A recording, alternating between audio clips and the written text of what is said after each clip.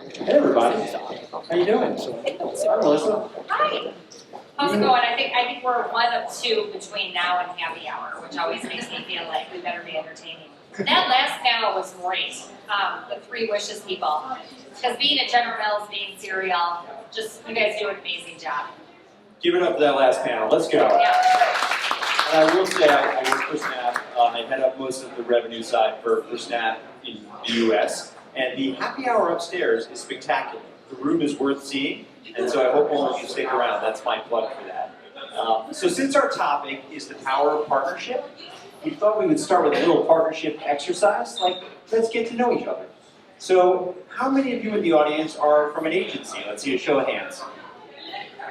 All right, agency friends, there's a couple. Yeah, all right. How many of you are from a brand? Okay, we got some brand. Nice, nice. Tech partner? Thank you, indulging me. We're building a relationship. Relationships go 2 ways, guys. What am I missing?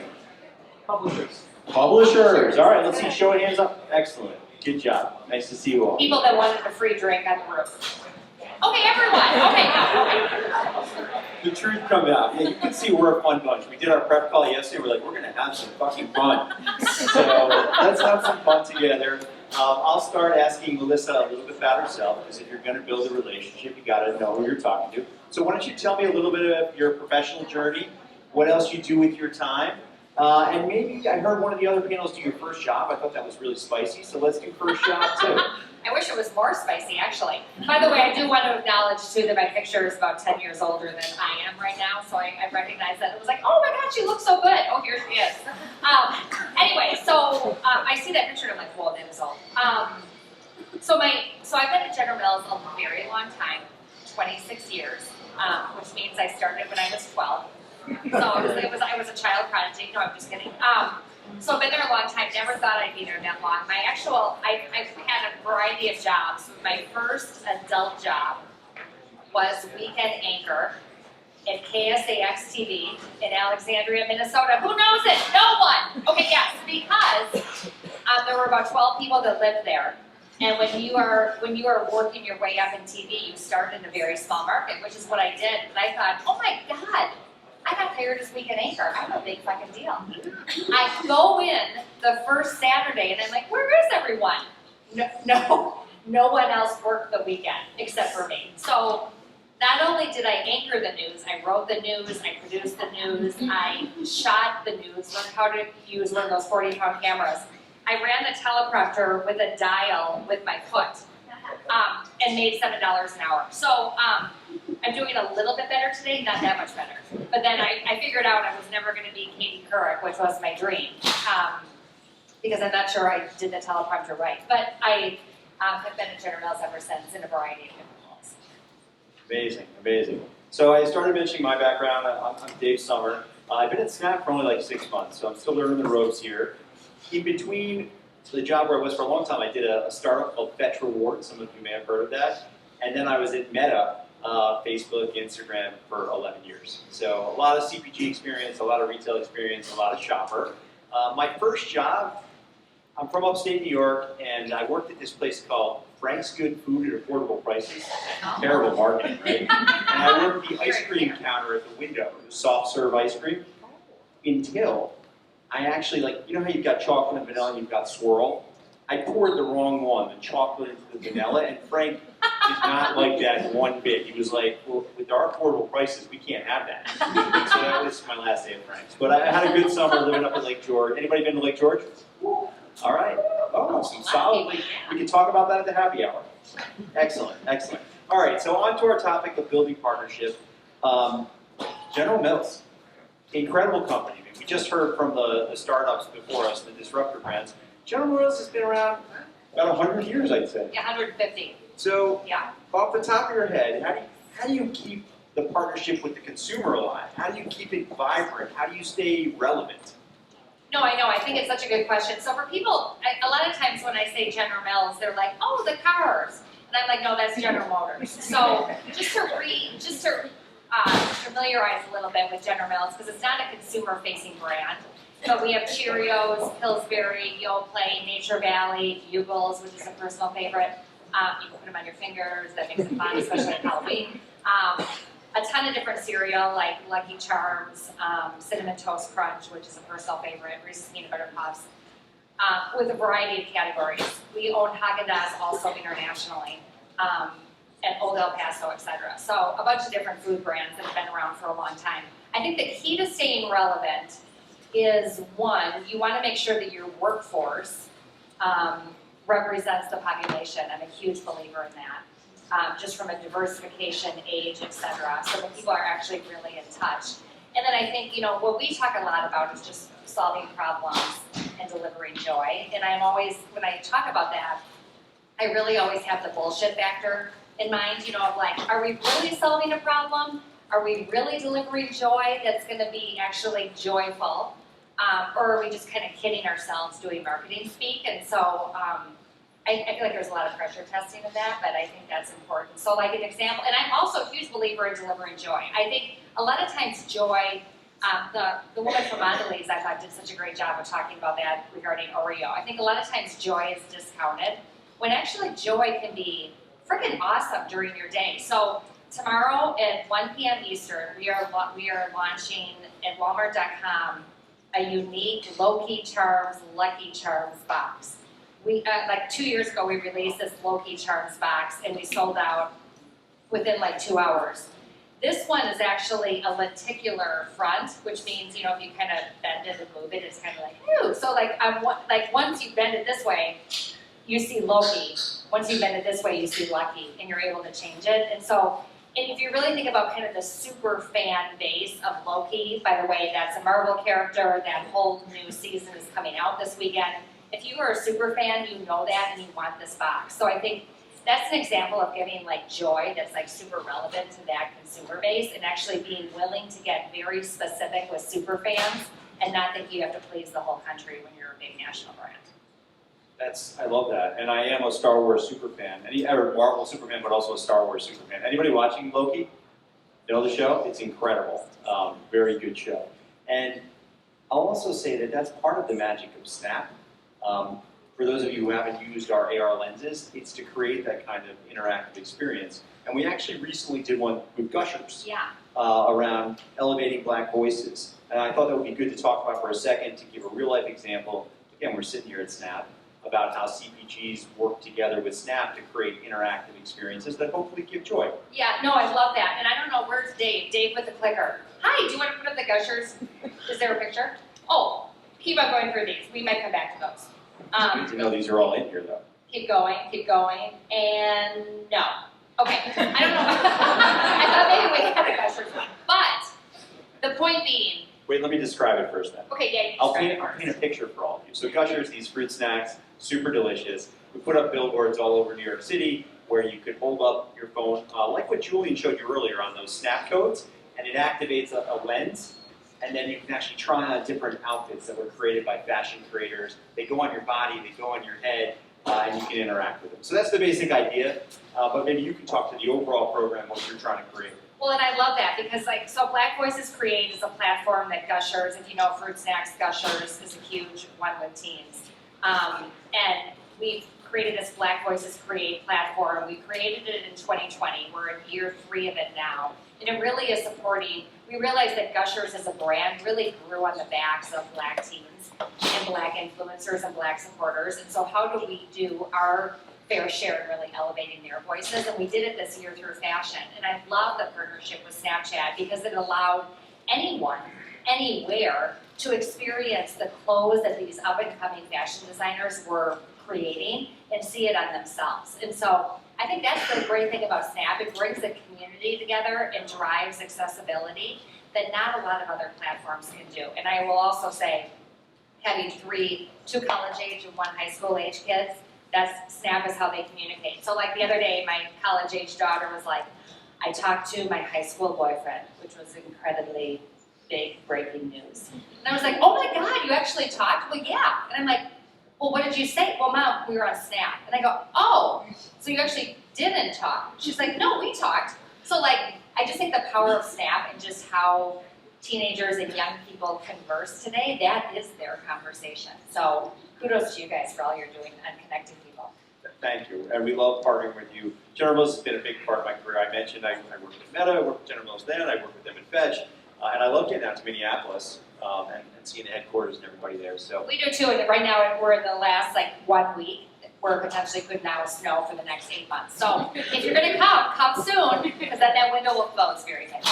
Oh yeah, absolutely. All right, so back to our topic of building relationships. And I think a lot of us come to these brand innovator events to build relationships, to have a few minutes with people like Melissa. So I would say, what is a good way to reach out to you? And if you have any funny stories of people who have reached out to you that weren't good. But this is not a planned question, but I just started thinking about I started thinking about give the people what they want. So any good examples of a good way to reach out to General Mills and maybe make something happen with General Mills, or something that doesn't work, either way? Yeah, no, I mean, I think, I have an incredible team. People are always like, wow, Melissa, you have a cool job, but I actually think my team has a very cool job because they're organized by really cultural vertical. So instead of being organized by a brand like a Totino's, they're organized by entertainment, gaming, fashion, sports. Our cold call when we don't actually have a contact is through LinkedIn. So LinkedIn, I think, is a great way to reach me. I don't know if there's always you don't want to be a stalker on LinkedIn, but I think we all know that. I do remember one time I was at an event and so I told the guy, This is what I was looking for. I was funny story. No, but I was like, oh, I like your sweater. And then literally 9 days later, I get the same sweater in the mail. And I was like, okay, now that's creepy. It also came to my home, which was doubly creepy. Anyway, I don't think I've reached back to him. No. But other than that, I think LinkedIn's great. Great story. Thank you for that. And then I guess, part of your job as the creative director and making creative stuff happen is pushing the envelope and keeping it, vibrant, creative. So how do you navigate a big company like that, a big traditional company, and still do work that gets everybody excited, that moves the needle, that fits with culture and the speed of culture? Yeah, I think the big thing, because I think I bet all of you in here are I bet you would refer to yourself as an idea creator in some form or fashion. And I think the thing that I've learned, probably the hard way, I think junior in my career, I was like, oh my God, I just had an amazing idea, and I want this to be known as Melissa's idea. And then I realized very quickly what a failing strategy that is, because the best ideas are the ones that people feel like they've had their thumbprint on, they feel like they've created. There's such a huge psychology to ideas. So I always try to work with my team and me even in how I share things of oh my God, I love that build. Even if there's no way in hell that thing is going to happen, the fact that you actually created, you were engaged enough to actually have a build, I do love that because it shows now that you're just as invested. So I think as you're advancing ideas through a huge organization like Mills, or even smaller partnerships, I think getting people to have some skin in the game, getting people to have a voice in it is really powerful, I think, in selling it through. Because some of these ideas up here, and I don't know, Dave. Oh, Dave, do you want to just share? I was thinking, I'm sorry, I was looking at, what are we looking at? So some of these ideas in here. Yeah, maybe some of the pictures we can tell the stories of. Yeah, I'm just going to, some of these ideas are a lot, poor Dave. Dave is on the spot. I think I told, and that was my fault, because I think I told Dave I would take the clicker, and then I just went up without it. Oh my God, look, Gushers is back. Anyway, that's a great example of just what you're able to do. TV, what you're able to do with the snap filter, which I love. Look at that woman trying on all those things. It's so cool. Okay, great. So now we can go to the other thing. Anyway. Just go to the next one. It was more just eye candy for you guys to look at, but just some examples of how you get people to do. And then I think the other thing is you want to have that partner so invested. Oh my God, there's the Minnesota Twins. By the way, they are going to the AI. Anyway, they just won. That was a huge deal. That's our cinnamon toast crunch emoji in the stands during COVID when no one else was in the stands, but he was, and he got on there so many times. It was hilarious. Anyway.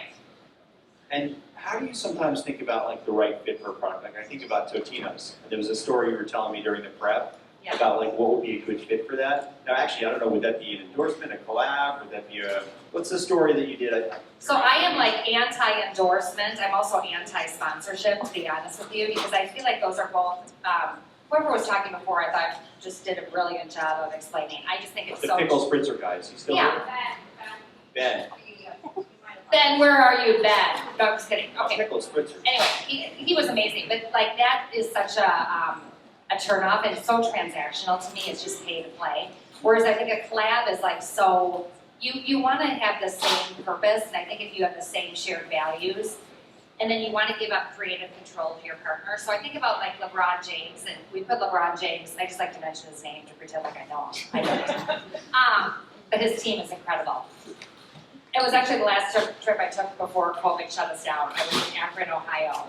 And then all of a sudden it was like, the NCAA Final Four is closing down, and I'm like, what the fuck is happening? And then literally I didn't travel for years. But LeBron James people yes, exactly, which are amazing. He believes in his I Promise school, which is part of the LeBron James Family Foundation, and he really believes in those kids that attend that school. And he was like, because we're like, the Wheaties box, it's such an honor, like we love this. And he was like, yeah, that's cool. I'm only going to be on here if I can actually put my kids, put these kids on here too.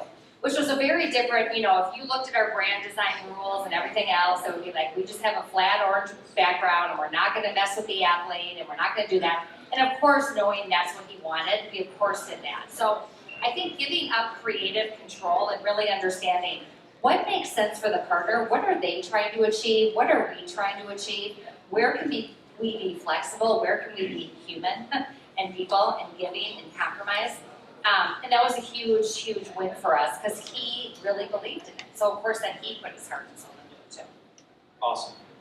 Super exciting example. So start thinking of questions on your own, because I'm going to open it up in a minute. But I'll just say also from a Snapchat perspective, we do a lot of partnerships too. I don't know if you've been to a concert recently where they show like the Cry Face, like the Drake concert. That's right.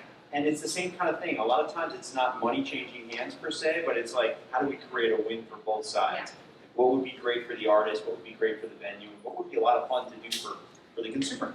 So good stuff there as well. All right, you answered this a little bit, but you've been a leader for a long time.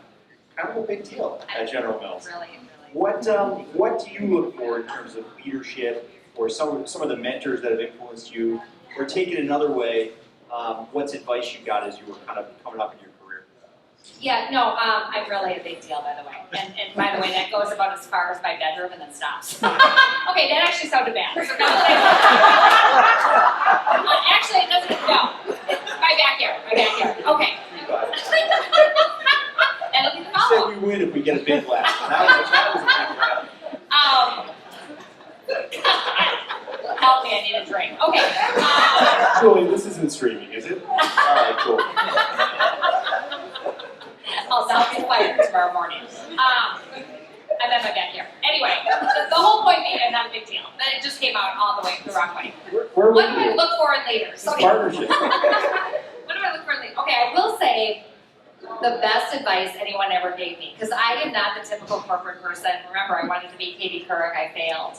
I ended up at General Mills literally because I was so desperate for a new job that they had like, here's, we love it here. And I found a random guy on the website and was like, you don't know me, could I ever come in and show you my resume? And he said yes. And so I give Matthew Kopiar, a shout out. I actually don't know where he is today, but I give him a huge shout out because he and so many other people took a chance on me. And the biggest advice I give people when they are new or young and much younger than me is be yourself. And it's so, I know that sounds so trite, but I think all of us, or at least me, especially junior in my career, tried to emulate other leaders that I felt like were successful in the organization. And it was like, oh, General Mills wants this. Oh, General Mills is looking for this. And I would emulate them thinking I'm kind of being successful and feeling like shit inside and not having any idea of who I was or what I was trying to accomplish. And it's easier said than done, but I think, people all bring their uniqueness. I've been at General Mills so long simply because I've been able to be myself. And I think if I wasn't, I would be exhausted all the time. And people, not like everyone loves that, but I think it's kind of like a take it or leave it situation. And if you can continue to be yourself, you will then round out a group of very diverse people, which I think is the best kind of team. So. Wow, I love that. Give it up for that. Oh, be yourself. Thank you. But I totally agree with you, and I think it comes through in what you're doing. Talk about your team motto, because you told me that, and I was like, yeah, I love this. Oh, yeah? Thank you. Yeah. So we're LFG, Team LFG at Snap, which is what? Anybody know? LFG? Go. Let's fucking go! But I also said it should be learn, fun, and grow. Because honestly, at some point in your career, yeah, you see what I did there? I know, I love that. But honestly, at this point, like, if we're not learning, having fun, and growing, I mean, what is the point? Everybody in this room is super successful and has worked hard to get where you are, and there's lots of choices. You have to remember that, and I think too many people think, okay, yeah, I have to be like that person. Yeah. But I think the way forward is be yourself, and like we've been doing on the stage tonight, and try to have fun with it. All right, who's got a question ready? I had, all right. Just off the back of your question, right, we're LFG right now. That's great. LFG. My name's Jill, we're at Sommer Street, it's an online training company, learning company, so for both of you, what are kind of ways that you like to learn for yourself and kind of the best avenues that you obtain knowledge? I love that. I love anything cultural. I'm really into sports too. So I tend to over-index in sports and fashion and music. So I try to round that out with other things. But my kids are a huge source of learning for me. I mean, so much, and I love learning from them, and I think it gives them a little bit of a boost too, which is great. Yeah, I would say I learn from experience. I'm a visual learner, so even trying things out, pushing myself out of my comfort zone, also a lot for my kids. I have kids across I have 4 kids. It's gonna sound like I have kids across the spectrum. How many kids does this guy have? He's in the bedroom, I would say back to the bedroom. Yeah. No, I have 4 kids, but I have 1 in college and I have 3 little ones, and so I kind of see that whole spectrum because I see what's going on for my college-age son and what he's into, and then I have an 8-year-old, a 7-year-old, and a 5-year-old. So a lot from that, and just life is an adventure. Every new experience, I think of it that way, and certainly visual and online as well. Over here on your left. How are you? Michael Kowalski, Godiva. I have a quick question Godiva. Love Godiva. could you talk through a little bit about the kids partnership? I know Ronnie does such a great job of telling authentic stories and is very complicated with the brands that he works with. Ronnie does do such a great job, and people know Kith. Actually, I think we had where's Porter? Well, okay. I was going to say, we have a picture of Kith. We can show that. Oh yeah, there's some of the Kith stuff that we've done, and then we did some stuff with Nike too. I think, letting Ronnie do his vision, right, and do his thing. And his whole thing is, we had toppings of the ice cream. We had cereal toppings of the ice cream in store. He had this whole thing. He brought out, so Cinnamon Toast Crunch is, one of our brands. I love that cereal. It's so freaking good. And it's so the healthy type that we were just talking about before. So, which is another way to bring joy. You need balance. But he really wanted to bring Wendell the baker. No one knows who the fuck Wendell the baker is, except for Ronnie loved him. So I went into the store and there's this whole Wendell the baker thing, and that wouldn't have been our choice, but that was Ronnie's choice. And it was like, Ronnie, you know your consumer, you know your experience. He's fantastic. I mean, he's great. So I think being able to partner with these people that have a vision for our brands, and then my job is to get all the brand managers that are so way smarter than me to get flexible and understand that other people can know stuff and it doesn't just have to be us, and actually they know probably a lot more than we do. So it was very cool. Yeah, that's a great partnership. This is another one that makeup brand. I'm trying to remember the makeup brand. I'm spacing it right now, but that was Lucky Charms makeup, which was super fun. And then these Nike shoes. Those were a limited edition run, and we just let them kind of take the vision of the colors of our shoes and create that. I remember someone said, so did Nike, did Nike pay a licensing fee? I was like, what? No. So I think getting really, we've just become much more flexible in how we partner, and I just don't think of a royalty rate. I really think of just a partnership and what we're trying to do. All right, we got time for maybe 1 or 2 more. Yes, we love questions. So both Snap and Wildermuth are global organizations. Have you guys ever tried, not with each other, but maybe with other brands, anything at all? Any partnerships which work globally? Because everything seems so hyper-local here. So I was just wondering, do partnerships work globally? No, that's a great question. I would say yes, they do. I think the reason you're seeing so many U.S. examples is that like 70% of our business is U.S. And then around the world it's incredibly fragmented. I would say the one brand that we're doing more and more partnerships with internationally is Haagen-Dazs. So we don't own Haagen-Dazs in the U.S., but we do own it everywhere else outside of the U.S., which is very weird. But that brand has a lot of just potential and a lot of kind of love for it, which helps. But yeah, we're primarily focused on the U.S. just given the density and given our size of business.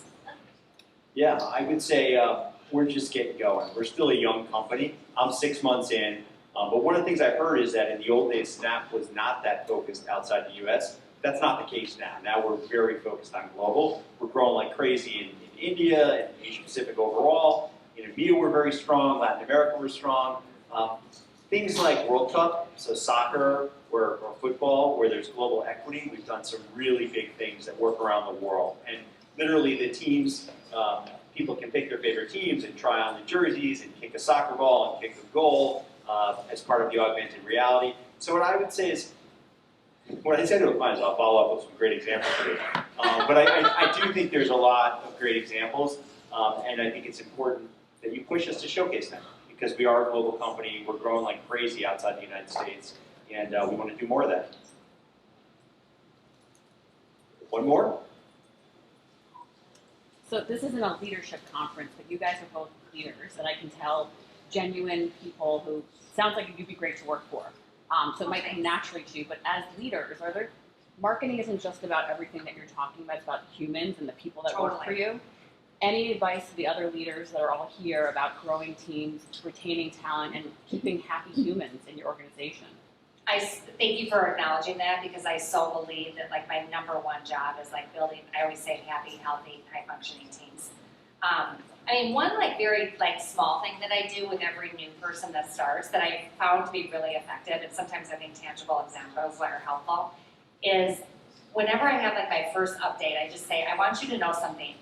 You do not need to spend time building trust with me. Because I think there's so many times where you start to work for someone and you're like, gosh, I need to prove it, I need to build this trust, that takes so much time. I said, that takes way too much time. You don't have it, I don't have it, you are on this team, you have my trust. Don't spend your time trying to prove that. Now, if you blow it, then we're gonna have a problem. But here's the deal, people don't blow that because they're like, oh my God, this is great. This person already trusts me and empowers me, and I quickly show it like, I don't need to be in that meeting. I don't need to sign up on that email. I just said, my job is to remove hurdles. Your job is to ask for help when you need it. But I'm not going to be we don't need two of us doing one job. We got enough work to go around. So I really try to like stay true to that. And I think if you talk to my team, I have a ton of faults, as many have been displayed today. But I think empowering them. By the way, not in the bedroom. No, I'm just kidding. Anyway, I was getting is it happier? But for anyone that walked in late, they're like, what the hell is going on? But I think really demonstrating that very quickly out of the gates as a leader is super important. Yeah, the only thing I totally agree with what you said. A lot of wisdom in there. I would just say I try to think about people's whole life too. And even I have my management offsite coming up in about a week. And one of the things we're going to do is whole life visions. So if you want people to be successful, you want to try to understand who they are and what they want, whether it's in their relationships with their husband or wife or their partner, what they want to do in the next year in fitness, what they want to make sure they protect, if it could be time with their kids or it could be time with their aging parents, whatever it is. I think that's important. I think we're all working really hard, and if you want to be a star performer for the long time, it's not a sprint. And even little things like, everybody's talking about return to work. That's a big one. And that can be really stressful, is like, what does it mean to have to come into the office? But I think if you take into account the whole life, like of course sometimes you have to be home for a delivery. Of course you need to get home early to pick up your kids sometimes. So I think the best leaders factor all of that in, and then they find a way to make people successful all the way around. So that's what I'm trying to do. That's what I want for myself too. We all want to work for Dave. Yeah, so I love that. I love that. That's great. All right, thank you. Thank you. Thanks very much.